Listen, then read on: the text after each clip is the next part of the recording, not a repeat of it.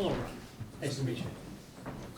Well, I'm getting over a cold, so I'm not speaking English. Not a but it's problem. pleasure Nice to meet you. as well. How you doing? Good. Nice How to are meet you? you, Mike. Hello, how are you? Hello, everybody. I apologize in advance. I was in a hurry to get here and I forgot my suit jacket, so I grabbed my warm jacket, but not Well, my that was more important, given the weather, given the. Yeah, that's kind of what I thought as I was freezing. I was rushed to get here from work, so thank you very much for having me. You're very welcome. And again, we thank you for your interest in the town of East Long Meadow and for being willing to come and share some perspective with us tonight. Sure. So I'm going to open this up with a little bit of a twist on the first question. Here's the question. Sure. Please take a few minutes to tell us about your specific interest in this position and why you think you would be successful here. But I'm going to insert a comma and say, we are aware that you have also been offered an offer from another municipality. Truthfully, we do not know who that municipality, and that we don't need to. Sure. But that said, if you have a live offer on the table, Why am I here? what brings you here this evening? It's a very good question. So first, let me thank you all for inviting me here, and I want to thank the screening committee who did a great job. So the first question I think is really important. Why do you think why do I feel I fit in here in your community? And I think it's really important that I am a good fit, that I'm a candidate that you believe will lead the town in the future and that will work with you in a very positive manner. I want to start off by saying I've come to really enjoy this community. I've spent a lot of time coming to this community, talking to people. I've had an opportunity to meet with your recreation director, your senior director. I stopped by the police department. I stopped at the fire department. I went through town hall, the library, because I wanted to learn as much about you as I could. And also I wanted to make sure that it's a good fit for me as well. So that was really important to me.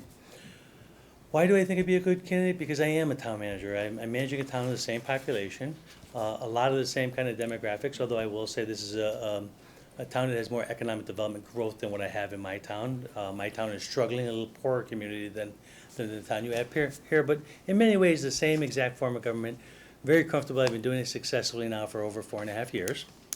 My hometown was also like this. It was about an $85 million budget. I was the mayor of that town, which is essentially the town manager, and I ran that town for 4 years successfully as well. So I have a tremendous amount of experience in managing this type of financial system, this type of town. I have a strong background in financial management, a strong background in communications, project management, public safety, economic development. So in looking at your ideal candidate, I really believe, or I wouldn't be here, that I fit the bill pretty well in that. Now, I'm going to be very clear, the town that I applied for, and I applied for both positions pretty much at the same time, and was fortunate enough that both towns picked me in their final selections. And I got to say that I appreciate the fact that the other town picked me as well. We're not doing final negotiations until January, which makes it difficult because it's not done until you, as you know, a contract is really what is binding. That won't happen until January 3rd. I also say it's difficult because both towns offer very strong advantages for me and my family. One of the nice things that brings me here is my family. It's easier for that in that my girlfriend I've been with for 10 years, and we have a 12-year-old child from her, a 15-year-old child from her first marriage that I've raised since he's been little. And she just got a full-time permanent job, and if we move farther away, she'll lose her job. So, there's assets and benefits and negatives to any community. I'm here today because I really believe this community as well fits the bill, and I think that with a reasonable agreement between us, that I think that if you feel I'm your best candidate, I think we can work well together. So that's sort of the basics. I'd be happy to go into more detail, but that's part of it. So I gotta be honest with you, it was a little bit difficult to come because I want to commit sort of the first time it offers you something, but it's hard when you don't have an agreement. And again, this community is wonderful too, so I don't want to shut off my options. My family didn't want me to, so here I am. Fair enough. Thank you. Who's got this? Oh, Don. Okay. Leadership management. What type of work culture would you work to create and foster in town hall, and how would you go about accomplishing it? Well, first of all, I believe very, very strongly in building a team. And I've done that very successful in Southbridge, where I'm from now. I believe strongly that a manager is only successful if his team's successful, and you have to work with them to build them up and help them grow. I have a great relationship with my team, and we meet every 2 weeks to go through issues that are happening in all the different departments. I want my department heads to know what's happening in various departments so that everybody works as a team and not in their own individual silo. It's really critical because what I find is the police chief is talking about issues, all of a sudden my fire chief is joining in, how he can help, Department of Public Works is joining in, and just by knowing a little bit about every department, all my departments work well together. I think that's really, really critical. I have a great relationship with all my employees, and I believe very strongly that you have to have good employment policies in place to make sure that there's no problems within your organization. You want your organization to run smoothly. You want it to run where there's mutual respect among all the different employees. And one of my most important things that I talk about in my department head meeting is customer service. We need to provide quality customer service to the customers that come into our buildings. And that's extremely important to me and now to my team. They built that in as part of their culture. We want people to come in town hall and feel that they've got the service that they ask for, that their tax dollars are being used in a very intelligent way. And by communicating with our citizens and knowing that we care about what they think and how they feel and trying to handle their problems, I feel that the whole organization runs just a lot smoother. I'm a strong leader, but I'm not a micromanager. I listen to what my department heads say. They're the professionals in each individual department, and I need that because I'm not an expert in every department.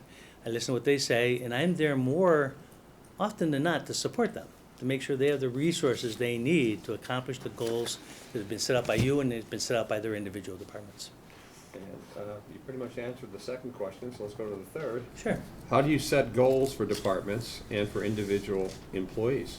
So, first of all, departments we do is sort of a team building exercise, right? So I bring on the right department heads and I let them know they're coming in, we're gonna work on goals. So all of the different department heads will give me their goals in advance and I put them on a whiteboard and all the goals are there by department. And then we come in and talk as a team how we can help each other achieve the goals of the various departments. Now, some goals are unique to a department, you can't really help each other on. But you'll find that there's a lot of goals and objectives that departments can work together on and help. So we do that as a team building kind of effort, and it's worked extremely well. So, most of the goals, some of them come from me and come down from the town council, but a lot of them are specific that the police chief has his own goals for where he wants to be. The fire chief, sometimes those goals are a lot more, a lot tougher than what a town council or I will set for them, So we work really well together. Individual goals are a little different. Those usually occur more between the department head and the individual employee as to what their specific goals are. What's important, though, is that the department heads know what your goals are, because my goals are essentially your goals, right? Whatever we establish together, I have to bring them down through the system. So it's important that my managers bring those goals down to their employees, because if they don't know your goals, they're never going to accomplish them, right? So it kind of filters all through the system, and we're all, the idea is to have everybody working on the same page. And I like to document that too, so I have some documentation of what those goals and objectives are, and we talk about how we met some of those goals and objectives as a group. Thank you. Next question will be regarding the finance. Can you please describe your role in financial planning in your past positions, including how you develop the budget and the capital improvement plans? Sure. Let's start with the second part first, the capital improvement plan, because I've had to develop that mostly from scratch in my community. In the past, town managers almost kind of written that on a pad, it really wasn't very well developed. I developed a 6-year capital plan for the town, and I built that all up and worked with each department head to develop a 6-year capital plan, what their needs are. And I wanted that is so that the town council can see it, so they can make judgments as to what we fund, what we don't fund, and what the priorities of the town are from the department head perspective in terms of capital items. What was really critical about that, though, is the facilities management side of that. I was able to use the community compact funds, that grant, to get funds to do what's called a facility management plan. In other words, I had a company come in, evaluate every town building for a 10-year period and tell me what the infrastructure needs of those buildings would be. Because then when I have those infrastructure needs, they put what the need is and a guesstimate, reasonable guesstimate as to what the cost might be throughout the 10 years.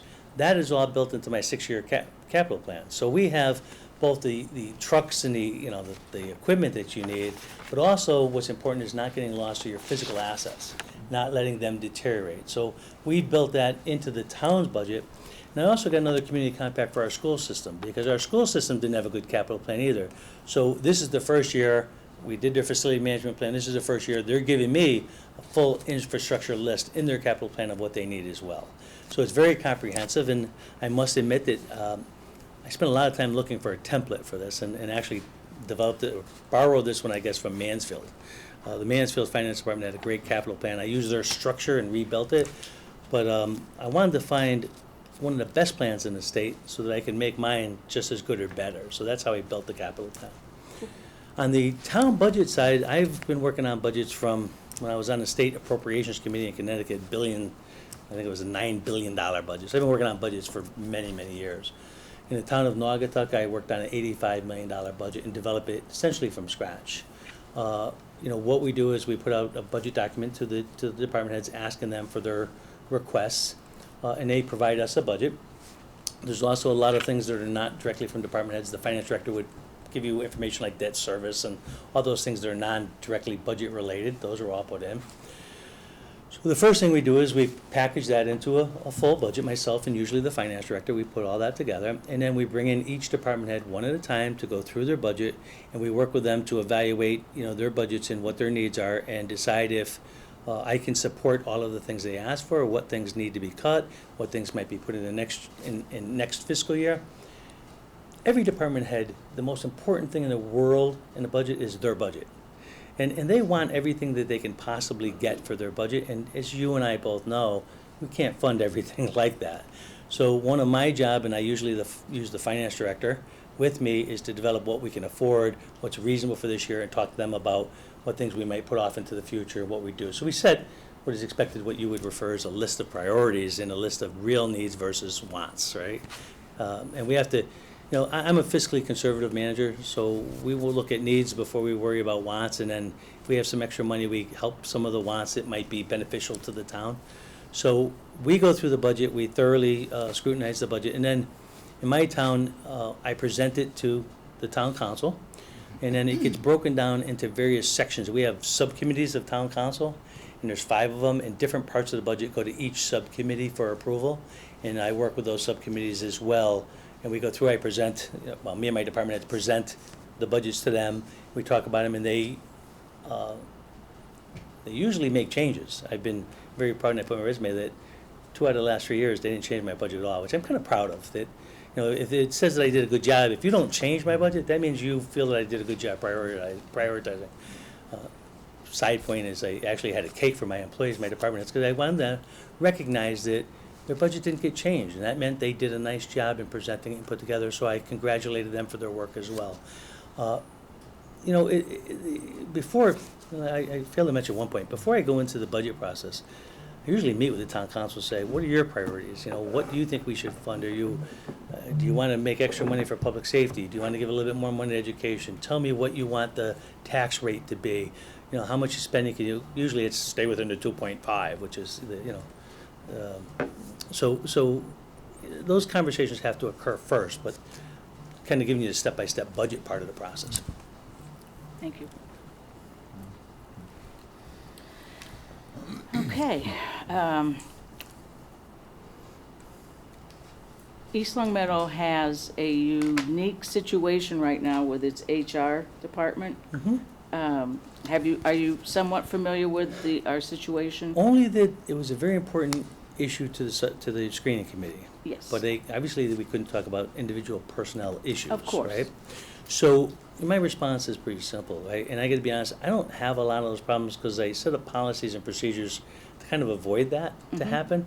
So to avoid that, you want to do a couple of things, right? First of all, in your union contracts, you should have policies within your union contracts for discipline so that you have step-by-step procedures. You want to make sure you follow that process clearly, otherwise you're going to get grievances problems. But truthfully, I don't get a lot of grievances because if there's a concern, we kind of work it out before it goes through the grievance process. Most things are, gray areas, something's gray and we have to work it and we work it out, so it never becomes a formal grievance or process. So on the union side, we've negotiated, in Southbridge, I've done 6 union contracts, and every one of them, I think, was approved unanimously by the town council, and the unions voted for them. So I haven't had to go to arbitration or any of that stuff, because we reach fair, equitable contracts that are fair to everybody. And they're not outrageously expensive that my town council can't support, and too cheap that the union's going crazy. The idea is not to fight with the unions, is to reach reasonable agreements, right? So my relationships with the unions have always been very good. Now, on the individual side, I work hard at developing relationships with my department heads and with my employees. I reach out to my employees on a regular basis. It would be easy for me if a department head to pick up a phone and call a department head and solve some problem or ask them a question. But a lot of times I'll get up from my desk and I'll walk down to the department so they can say hello to the employees. I can chat a few minutes with the employees. I can hear problems. I want them to know that I'm open to them, and if there's problems that they can talk to me about it, and they usually do. They take advantage of that as I go through the building. But if you have strong personnel policies in place for sexual harassment, for discrimination, for social media, if you document that and you make that, give it out to all employees and you have them sign it, they know what to expect and they don't cross lines, right? So there's a lot in being. I've had to serve as an HR manager numerous times because some of the times I've had none. So I'm very familiar with following all the guidelines and all the laws and all the regulations as to HR management. And if you do it right, it should avoid the problems. Now, if you do have problems now, which it seems to be the indication. I should have extended my statement. Okay. The problem that East Long Meadow has right now with HR is we don't have an HR director. Mm-hmm. That individual left 15 months ago, and the previous manager was not able to fill the position. So we've been in kind of a dark hole, and as well as the lack of policies. Our contracts are well negotiated Okay. and carried out, but we lack the structure of a bona fide HR department. So obviously, a priority would be to try to fill that HR position. Yes. I'm surprised it's taking that long. There are HR people out there. I don't know if the salary is competitive or not. That's something that we would have to talk about as a group. Is the salary competitive to attract a quality candidate? That's always very, very important. So we would talk about that. We'd post a position, especially with the MMA and there's a different personnel management groups that you can put the notice in with. So you want to attract as wide a scale as you can for HR managers. I think they're worth their weight in gold, to be honest with you, because they avoid the problems that I think you see. And they can save you as much money as they cost you, because things like insurance negotiations for that, making sure you don't have the kind of claims you have, even involved in the union negotiations. They're very involved in the union negotiations. My HR director, and it's a part-time position in my town, is very involved in all my hirings. I put together a hiring team of the department head I'm hiring for, the HR director, and myself, and every candidate that applies for a candidate job goes through us, and we make a decision together as a group. So my HR person is a very integral part of my group, and understands very well what my goals are. So I would agree that we would have to, working together, I think it's an important position to fill. I'll also say that I find myself sometimes helping the school system, because sometimes the school system doesn't have good HR management either. So sometimes I find myself reaching across helping the school system because they need some support in that area as well. Good. Thank you. Okay. I've got the next question. Grant writing. Please tell us about your grant writing and administration experience, and what grant-funded projects have you successfully completed? Okay. So I do a considerable amount of grant writing, and my department heads do grant writing as well, depending upon the department. But police will often apply for public safety grants themselves. I've applied for a lot of the community compact grants. I applied for an infrastructure grant through the Department of Economic Development to help a business build infrastructure. We had a storm sewer line that actually went underneath the business, and that was really a problem for the business. The business, which is one of our largest, wanted to expand, and the storm sewer went right under where their electrical part of the building would be. So I worked with them and our economic development director. We got a grant, and I'm a little bit blank on the name. It was a $490,000 grant to purpose that storm sewer line around the building so that we could take care of that issue. One of the things I saw as I studied your town, I've been working a lot with the Commissioner of DEP, Marty Suberg. Me and Marty spent about 9 months on the telephone. We have a landfill, and I think you guys understand the dilemmas of landfills. I've learned more about landfills than I think I ever wanted to know. But me and Marty worked on it with the town of Charlton and a company called Casella Waste Systems. And we negotiated an agreement, a consent order. You're familiar with that, I think, here. The consent order, and I got DEP to give us a $5 million grant. And Casella came up with $5 million grant, and we built a water line from the town of Southbridge to the town of Charlton to a residential neighborhood, because there was some concerns that their wells were contaminated, their water wells were contaminated, and the claim was that it happened because of our landfill. There's no proof of that. We can't find it. We've documented and did all kinds of studies. We can't prove that. But at the end of the day, my concern and DEP's concern was getting clean water to those residents in Charlton. So working with Marty Suberg, we ended up getting $5 million from them, $5 million Casella. So we did this whole project, and now we're selling water to Charlton, more water to Charlton, and it didn't cost the town of Southbridge anything, and yet we resolved that dilemma. So I'm very attuned to working on grants.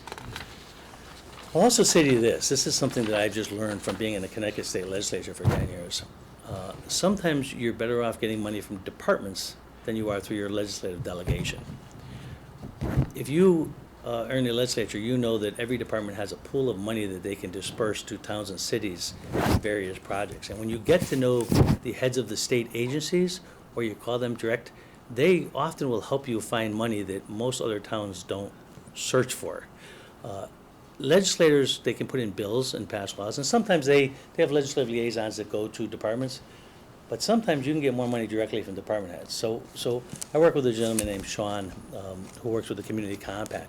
I call him directly on Community Compact grants, and it's amazing. Sometimes I've gotten them turned around in 3 or 4 days. So that working relationship, it's not just writing the grant, but making sure you develop the relationships with the people who actually give you the grants. So it's a lot of effort involved with that. We became a green community recently. I worked with my economic development director to do that, and we actually worked with our regional council of governments, the planner, to become a green community, and we received $200,000 in grants to put a whole new gas furnace in our town hall. $200,000 project that didn't cost us anything because we got a grant for it. So there's a lot of different types of grants that you can apply for. I've gotten some money from the conservation for trails, to do trails. Those are smaller grants in the $50,000 neighborhood, but those are available as well. The Community Compact, I was just reading about it in the Beacon, they've set up a process to help municipalities find grants. So it's a new, I forget what they call it, but it's a link between the Community Compact site and other sites to help you find grants within various departments as well, state departments as well.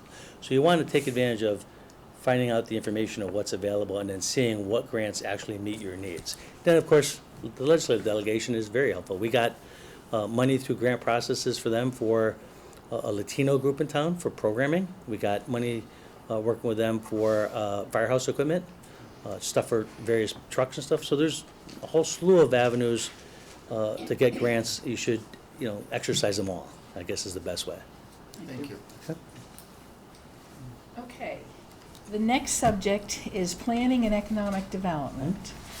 East Long Meadow is interested in balancing residential neighborhoods with the need for commercial, industrial, and retail investment. How would you work to encourage appropriate economic development that aligns with East Long Meadow's character? So one of the things that I learned in my studies is that you guys are working on a master plan, which is crucial because it develops what the future of the town should look like. When I came to Southbridge, they had done a master plan 2 years before I arrived, and the master plan was wonderful, and it was sitting on a shelf, kind of gathering dust. It's nice to have a master plan. It's more important to implement it, and that was what the failure of the town was. They didn't implement. One of the things you'll see, and I just let my certification lapse, but I'm what is called a PMP, which is a professional project manager. It's a very difficult certification. It's an international certification. Anybody in IT might have some familiarity with it. But it trains you on how to develop project plans. And What I did is, they were supposed to have an implementation committee of the master plan, and they never even created it. So what I did is I took all my department heads and I built a master plan with all my department heads. Department heads have resources. My DPW can do things, police can do things. And I built a very thorough project plan using a software called Microsoft Project, and I built it out, and I talked with all my department heads, I put the goals and objectives of the master plan in it, and then the tasks you needed to accomplish those goals. And then I assigned resources next to that task. So the resource might be the police chief, the DPW director, whoever it is that has to accomplish that task, and the timeline for when I wanted that task accomplished. We ended up implementing about 75% of that master plan.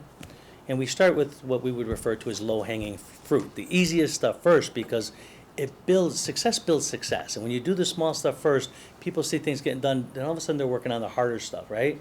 So the low-hanging fruit was first, and we kept building up. Some of the things are so big that it's gonna take years to accomplish, but I think I'm very proud of my team. We got about 75% of it done. And by doing it in my department head meetings, I would have it on a screen, and I would say, okay, police chief, did you accomplish this? Yes, and we'd put a check next to it, completed, right? And it would, first of all, it would make them proud that they accomplished stuff, but if they didn't accomplish something, it actually put pressure on them to accomplish it. So it was kind of neat, because everybody could see who finished what.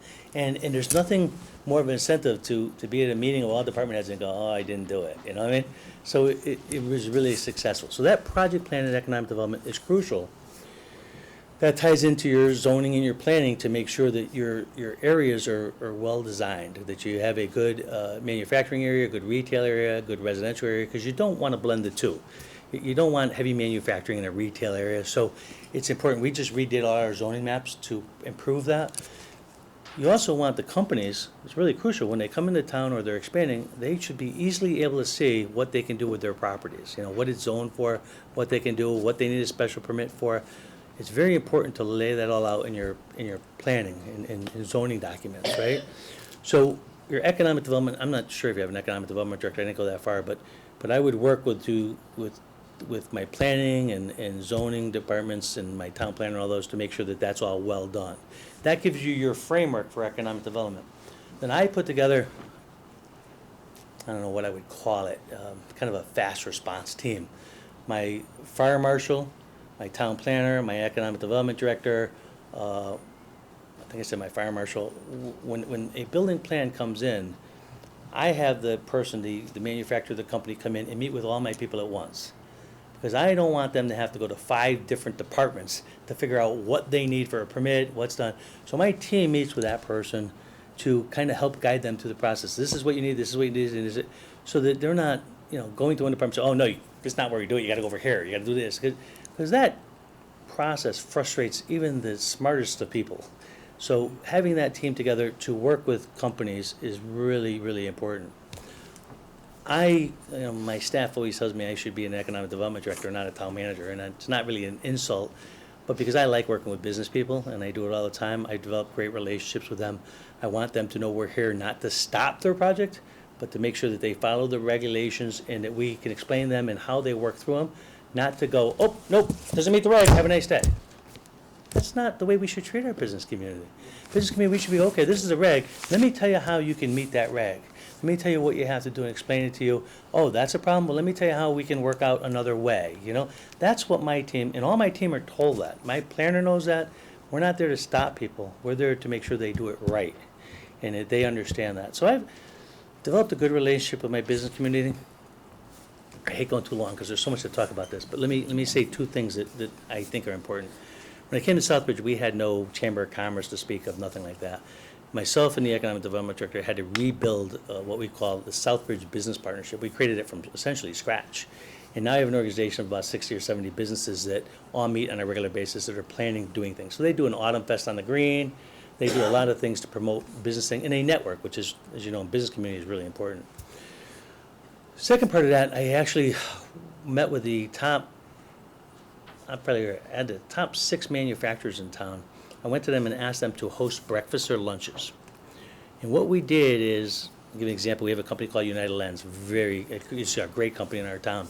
I asked them to sponsor a breakfast or lunch, I don't remember which of the 2 they did, but we invited every other president, manager of every other factory in town, and we invited them to United Lens, and we had breakfast or lunch, and then we took a tour of the United Lens factory. What became fascinating about that is, oh, you need that resource? We sell this raw material. We could sell it, well, they might have been going out of state for it, and yet another company in town could provide that raw material to them cheaper than what they were getting it to somebody else. So by providing that raw material, it creates jobs in my town, keeps the work in my town, they make more money, and the other town gets a benefit because it's lower cost. The other fascinating part of that was, as you know, a lot of things are these days, everything is computer operated and every business has its own manufacturing process.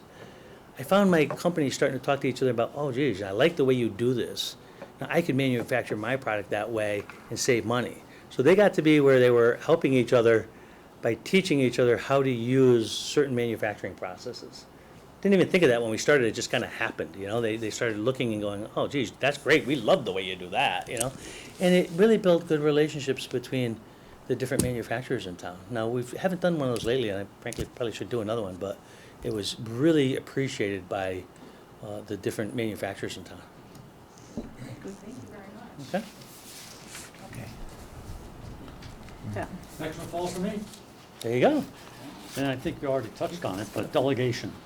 Serving as town manager is a time-consuming job, a lot of responsibility. How and when do you delegate responsibility and authority? Are there any specific responsibilities that you may have stumbled across that you think are already ready for delegation in town here? So I delegate a lot, but I delegate stuff that they should be doing. In other words, you know, if you give me something that involves the police department, I'm not the police chief, and I don't do that work, and I delegate it to the police chief, right? So one of the things, you're gonna give me goals and objectives for the whole town, and I'm gonna delegate a big part of those goals and objectives and work with my managers to accomplish those goals and objectives. But if it's a goal and objective that's improve public safety and police department activities, I'm gonna delegate that and work with my police chief on it. If it's something about economic development, then it becomes a team project between me and my department head, right? I'll be really honest with you, I'm not an expert of everything. I'm sort of the jack of all trades. I know a little bit about a lot of things, and some things I know a lot of just because I've been doing this for a long time, but I don't claim to be the police chief, and frankly, I don't have time to be the police chief. So I really count on him and his professionalism to do his job. So I'm not a micromanager, but I am there. The chief knows he needs equipment, he needs budget help, he needs things, resources that I'm the guy to call. And I've worked, example-wise, in spite of a very conservative budget, we've added 4 police officers in the last 4 years to our department. It was desperately needed, and we found the resources to do it because it was important. So delegation is important. I do that on all the, you know, the things that are relevant to departments. There's things I can't delegate. I'm a MC, I always forget the initials, MCCPO procurement manager. I'm a trained certified procurement manager in the state. I can't delegate that. I can delegate some of the pieces, but I end up most of the time drafting RFPs and invitations to bid, although they give me the scope of services, the technical aspect of it, and I have templates now. I don't have to recreate them all the time. I use templates that have already been through legal. So I'm not going to legal every time for the same thing. I have one template that's already approved by legal. I plug in the scope of services and I can put out those invitation to bids or procurement things. I can't give out management responsibilities. Personnel matters often come to my, you know, my part-time HR stuff does things, but I'm the really HR director in town. So all the decisions on HR come to me, and I make all of the final decisions on that kind of stuff. I'm very engaged in HR matters when they occur. Discipline, obviously, not something you can delegate. The fun job, the worst part of the job, to be honest with you, is when you have to discipline. I do it when I have to do it. It's part of the job, but it's not fun. So, you know, I delegate where it's appropriate to delegate, and I keep the responsibility where it's appropriate for me to keep the responsibility. I find that when you delegate and you tell the person you're delegating what your timeline is and what you need, and you kind of document it or make sure it's clear that they know when to expect it, that you get better results. If you just say, I need this, yeah, you might get it someday.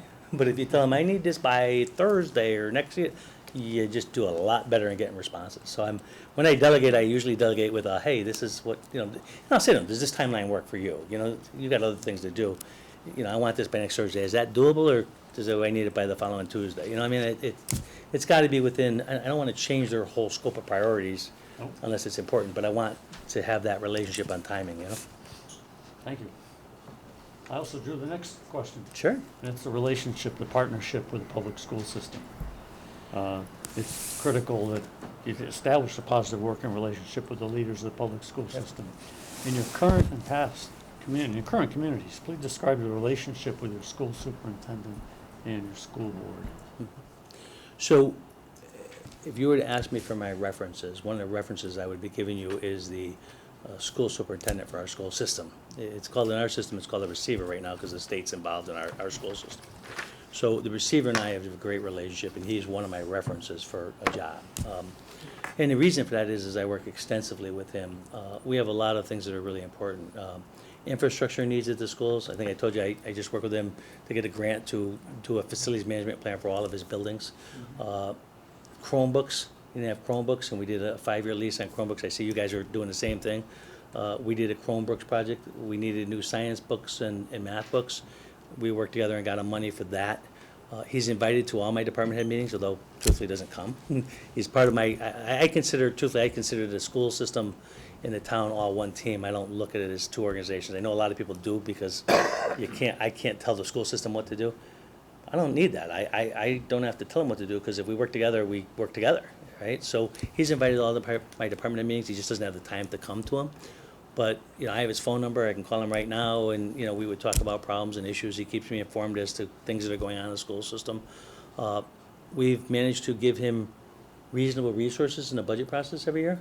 He never as much as he would love to have, just the nature of budgets. We're fiscally conservative, but enough for him to do what he has to do and make progress, and that's our goal. He's very reasonable. He understands. I tell him the town's fiscal situation, so he knows where we're at, so he knows that some things I can't do, even if I'd like to do it. So, that communication helps. I've got a great relationship with him, and I have to say it wasn't so good when I came. They were, literally, the town council had taken sort of a vote of no confidence. They were literally, we had members swearing at the school receiver, it was the school superintendent at that time. It was unbelievably poor. It's not anymore. And now I'll also say this to my town chairman of the town council has also developed a great relationship. So he meets on a monthly basis with him as well. So he, as well, he's a former school committee member. He also recognized the importance of developing a positive relationship between the two. Another note, just to add one thing, we have a lot of things we have to work with them on. We work with them on school safety. So I got the police department to do a, I'm thinking of the name of it. It's basically, acts of, somebody with a gun, that kind, Active shooter? slipping my tongue Yeah. with the name of it, but it's a big, yeah, Alex program. So we did that program with the teachers to teach them what happens if a kid came in or somebody came in with a gun, how you do that and stuff. He was able to get the state police and people involved to do that training. We both did it in town hall for town employees, and we did it in the school system to make sure that people were prepared in case something crazy happens. I also work with him extensively. He's part of, we have a little group with DPW, the police department, him, and the fire department on snow days and bus stops and making sure that's all solid. So there's a lot of different things that we work together on, and it's just a natural thing at this point. It's not really a work effort. We call each other and we coordinate is really what it amounts to. Thank you. Yep. I Can I- believe can you're I- up. I think that one's already been finished. Yeah, I thought this next question we've really covered. Yes. Okay, So that's I'm gonna give you great. a break. No, I have, Give you the mic. I have something I'd like to share if I could. It's okay. Go ahead. Ron, this next topic is citizen relations.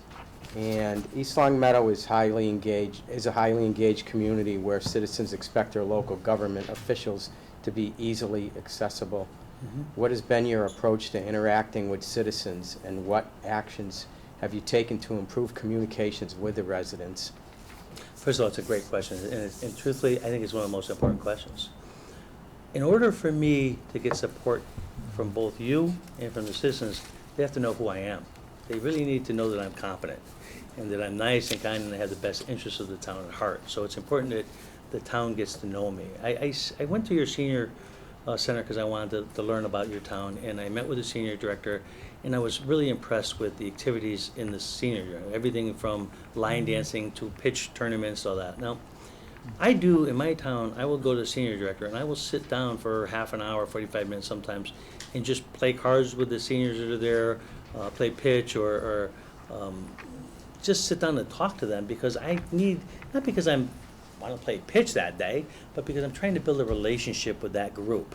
And I tell you, if I sit at a table with 6 people for a half an hour, 60 people will know about it in 20 minutes. It just, they know that I care, that I'm a regular person, that I'm in the senior center, and I'm listening to what their concerns and their comments are.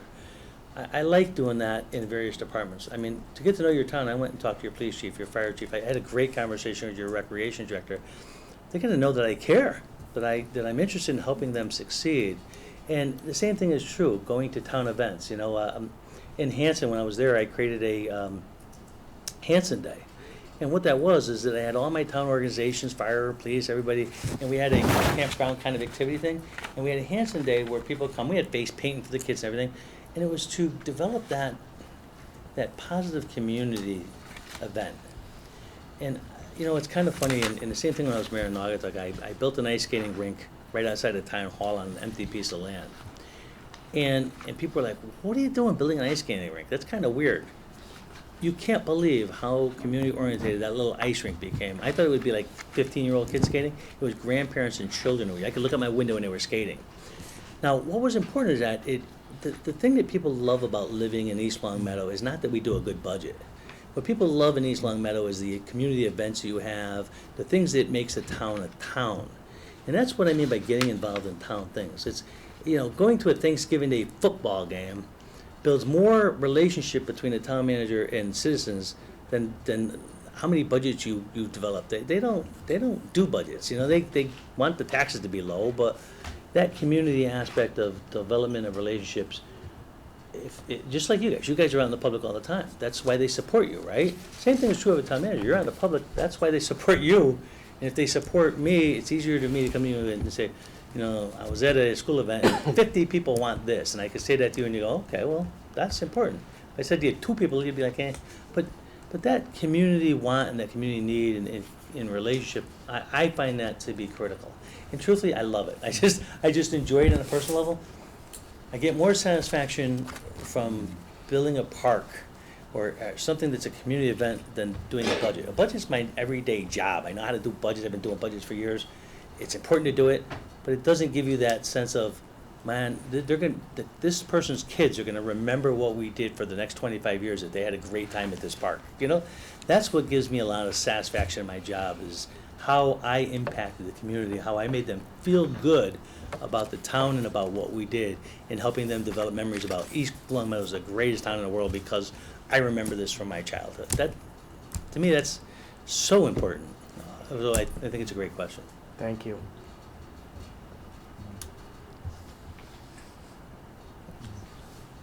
The next question falls to me, and it has to do with, within our charter, we described the different positions and relationships between the town manager and the council. Hmm? And the question that I'd like to pose to you is, what do you believe that the town council role is in making decisions with you? Let's do the obvious first, right? You're a policy-making board, and you set all the policies. You also review the job that I'm doing, and you give me direction as to what your goals and objectives are, what you're trying to accomplish on behalf of the town. So that's extremely important. You're also kind of a check and balance that some town managers isn't crazy and doing things that are not good for the town. So you're reviewing what the town manager's doing, you're making sure that I'm acting appropriately, I'm acting professionally. And we're working, I work with you and I do all the things you want because you're my boss, but also I'm there to give you my professional advice as to what I think, and then you could kind of take it or leave it. I mean, it's up to you as to if you want to accept what I give you as it relates to policies. I brought a sexual harassment policy to town council as a policy, but it was developed in my office and I brought it to you guys, and you guys, it's a policy, you guys did it, but I'm helping you with that policy part of the job. During the subcommittee, I brought up what I do, and the subcommittee chair was kind of surprised. I've had an opportunity to read some of your past town manager reports. So I looked at them, and they're okay, and they're kind of like the report I do, that's standard. But what I do is a little different. All of our department heads, every 2 weeks, develop their own little summary of what they've done in the last 2 weeks. And all of those summaries come to my office, And you'll have my town manager summary for what I've been doing for 2 weeks, but you'll also have all my department head summaries for what they've done. And that goes to town council as a package, in your package for your meetings. You get a package of, it's a report from all my managers, and it's not 4 pages long each, but it's short summaries of the key events that happen within the department. Because I think it's really important that we're transparent with you, that you know what's going on, and that you, there's nothing I hate worse when one of my counselors gets caught with a question and they don't know the answer because I didn't tell them the answer. I try not to have that happen, so I try to immediately, not only do we do the 2-week report, but if something key happens, I'll shoot you a quick email to say, hey, be prepared, there was a fire, a small fire at this location, or, there's ice at this location, some citizens are complaining a lot about it. I'm trying to do my best to keep you guys from going, oh, I don't know, let me check. Because you guys, it's a horrible position, and I was one of you many years ago, so I get that feeling of, oh my God, how come they know and I'm on the town council and I don't know? That's a horrible feeling. So I want to be able to keep you well informed of what's going on, and the good thing is that hopefully you'll read the reports that we give you, because when you get every manager, it becomes an extensive report, and some of my counselors read them thoroughly, other ones don't read them as much. It depends, every counselor's a little different, But that communication between us is crucial. Now, I have an open door policy for citizens, but obviously for counselors. Some counselors take heavy advantage of that, and some counselors don't take any advantage of that, because some counselors work full-time during the day, and they communicate with me via email or pick up the phone and call me. Other counselors are retired, and they tend to pop in town hall and chat with me, and they tend to sometimes get a little bit more information because they're in front of me and they start chatting with me, and I just start kind of telling them, oh, well, this is what I did today, you know what I mean? And they get a little bit more thorough response, not because they're special, but because they're there, and they get to learn a little bit more, because there may be things that I wouldn't normally send everybody, but because he's in the office, like, oh, geez, I just got done with Joe, and this is what Joe was doing. So it's important, and the communications, well, I'm going to give you a lot of stuff. How much you want that to be is up to you. If you want it to be really extensive, it can be really extensive. If you're busy and you just want the facts, and you want to know what is really going to come before you, you can have that too. So it really, I think, is an individual relationship with each of you. I would want to know your emails, phone numbers, how I contact, what you prefer. Do you prefer me call you at night, during the day? How do we communicate that meets your needs? And I think that is really crucial. I'm here at your pleasure. That's my job.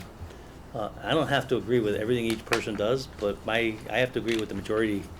The majority says this is what I do, and that sometimes might make some individuals unhappy because they might not be the majority, but I work for the majority of the board when they vote, and they tell me what to do. I got to do that. Okay, thank you. Next one's mine. Priorities. What are your first few priorities if selected as our town manager? Well, first of all, it's critical that I get to know the town. And when I say the town, that means understanding your goals and objectives, understanding each of you, what do you want to accomplish, what do you want to do. So one of the things I would want to do is meet with you individually to learn a little bit about your priorities, right? Somebody might be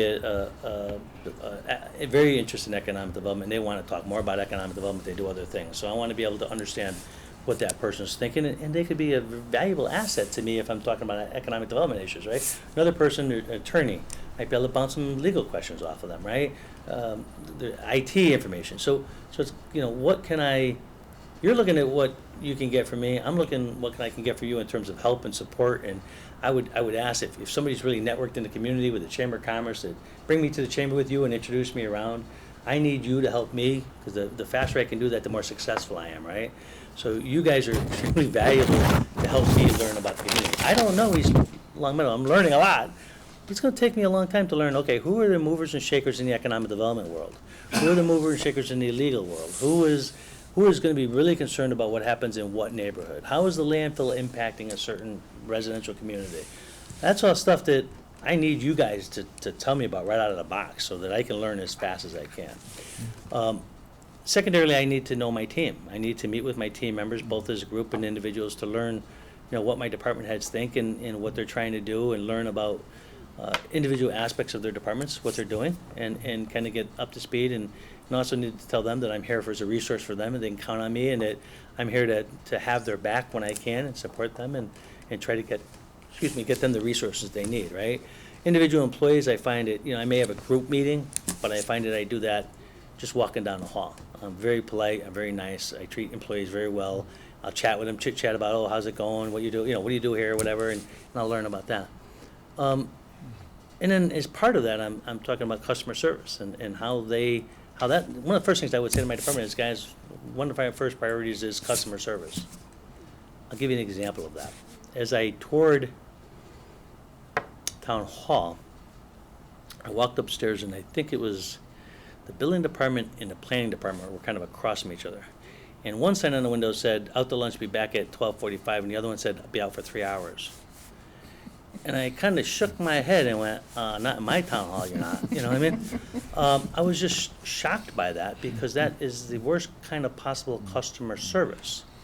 And I went, okay, well, I know that that's one of the things I'll be talking about the department is if I come here, because that's unacceptable. If I'm a citizen, I'm coming to town hall, it better be open. I mean, it's supposed to be open all day, and that means every department is open, not some not. And that surprised me. Another thing that then wherever I go, I gotta learn something, is I was a little surprised that every door was closed. And I just felt like I was walking down tunnels, and, you know, it wasn't very welcoming. It was, I get you wanted to close the door without noise, but to me, particularly town manager's office, I want the door open. I don't want somebody to come to town hall and have to open every door when I wanna walk in. Now there's sometimes you need that quieter if it's an area where there's a lot of noise, but for the most part, we're open for business, we're not closed. And I understand that. And some of my department, I went back to look at my department and said, my department's like this? Because I felt uncomfortable with me. And I found that some of my doors were closed. And I went, okay, this one makes sense. Let me talk to this manager about this one, you know? I really want you to feel welcome when you come into my buildings. I want you to feel like, you know, it's not isolated, and you know? So that's important as well. And I guess I kind of forgot your question, but in my answer. Nope, But actually, I think you've hit a lot of it. yeah, And so, thank you know, customer service is crucial. I mean, people pay our salaries. I mean, I know that's the kind of standard language, but it's reality. And when they come to town hall, they need to feel welcome. I'll give you one more example of that. I have about a 43 or 45% Spanish community in my community, Latino, and about 19% of our community doesn't speak English, right?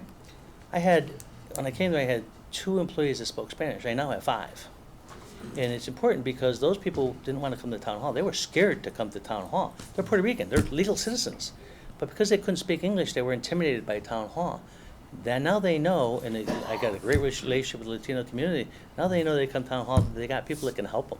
And if one of my 5 departments where my Latino employees are, they move with the department. If somebody needs help in our department, there's nobody who speaks Latino, my clerk's office woman will go down to, you know, not health, because health has it, but go to economic development and help them.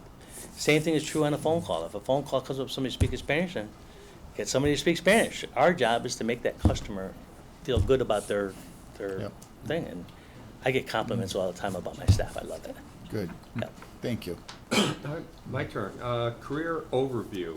In your career, think of probably one of the examples of one of your proudest moments and why. Oh my God. And then conversely, one of the disappointments, and what did you learn from that? That's so hard. You know what? That's so hard for me because, you know, I got out of this business for about 1.5 years, almost 2 years of doing IT. I was doing project management for some big insurance companies. And I found myself, I was making good money. I was actually doing it through home, sitting on my computer, and I was bored to tears because I need to talk to people. It's just who I am as a personality. And as I said to you, I enjoy more than anything else seeing citizens get something they can remember for a long time. And that's where I get my most satisfaction. Making it sounds like a campaign slogan, making a difference in your community. A friend of mine, when I served in the legislature with him, was, you know, he said it's not about, you know, getting the accolades for doing something, you know, like passing legislation. It's that you made some difference in the lives of the community. So I'm going to give you my legislative one that I loved. I had a woman who couldn't get health care. She wanted to have a baby, and she couldn't have a baby.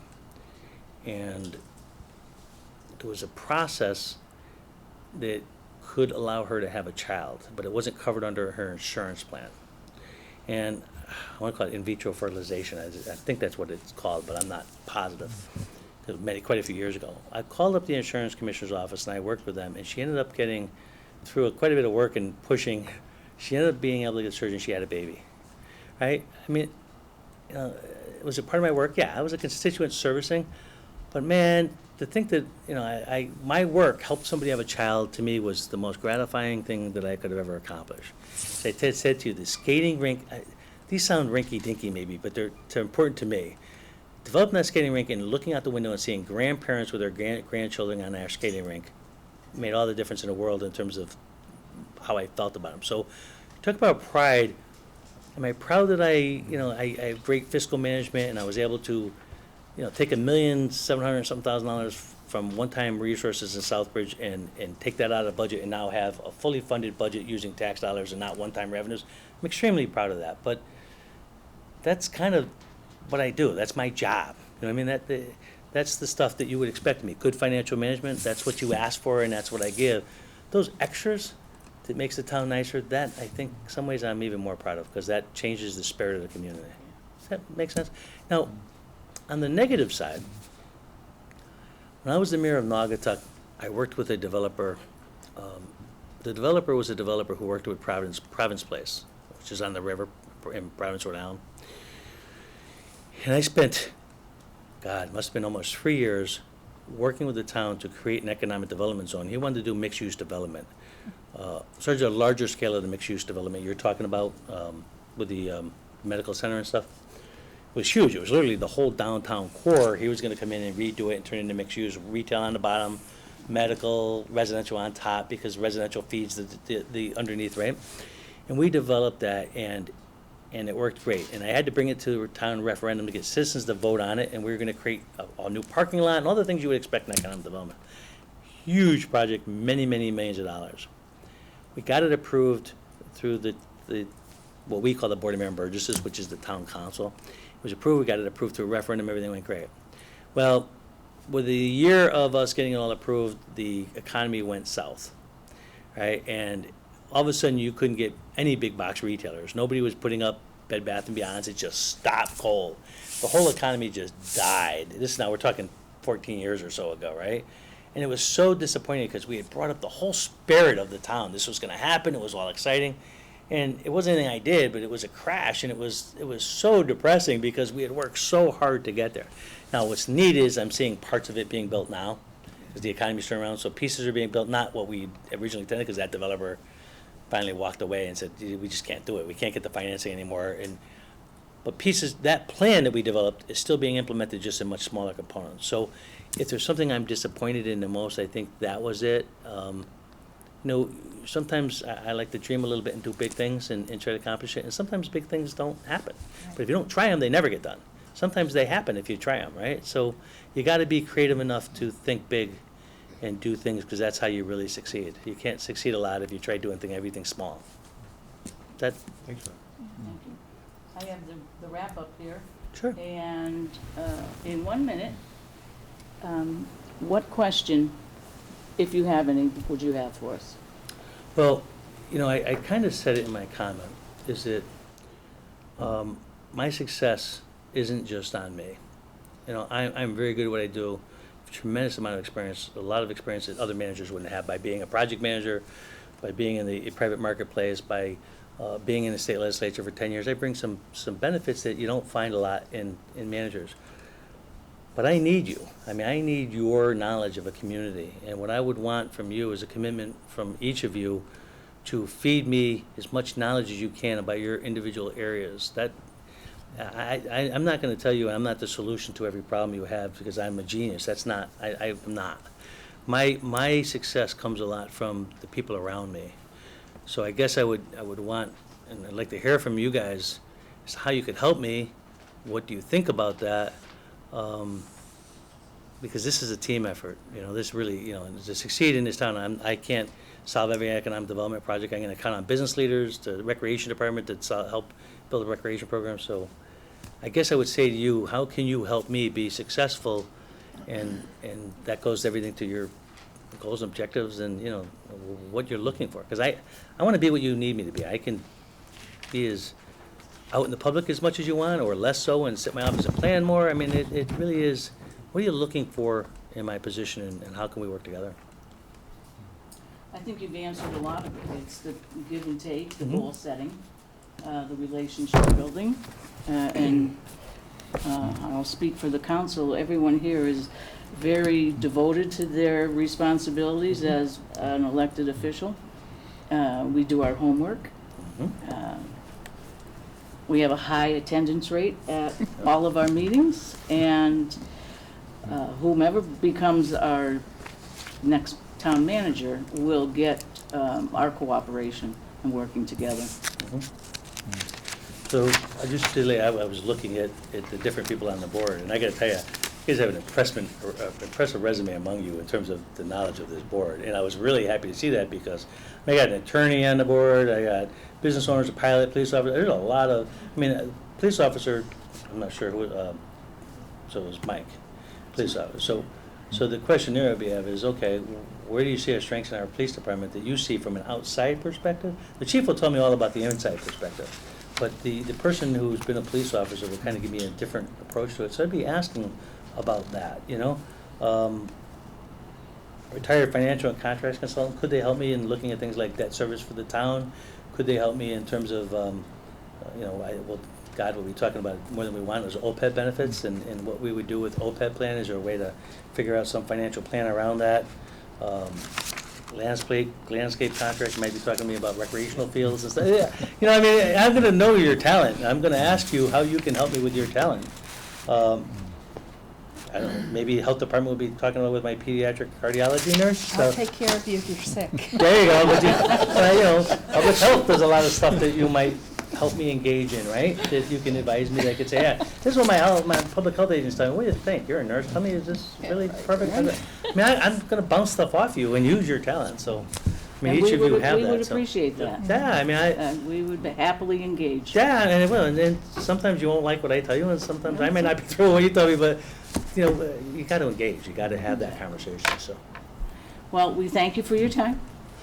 I thank you. And for the opportunity to hear more about your perspective on all these topics, and we wish you the best. You have a beautiful town, and Thank you should be you. proud. I was very excited to talk to your recreation director about the extensive recreation activities for children. The senior center was hopping. That's hard to do, get senior center hopping. They had a great thing. You have a lot to be proud of, and even in looking at your fiscal stuff, you've got high ratings from both Moody's and Standard & Poor's. Had a blank on the name for a minute.